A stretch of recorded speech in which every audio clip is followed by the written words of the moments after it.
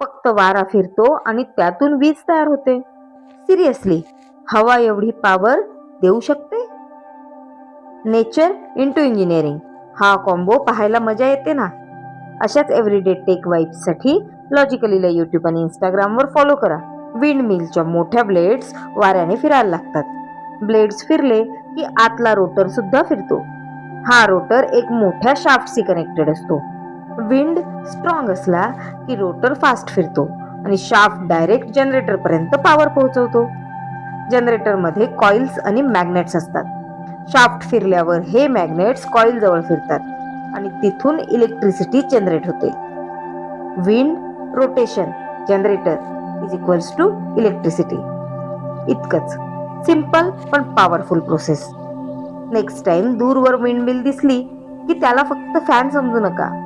ती लिटरली हवा कन्व्हर्ट करून लाईट बनवते.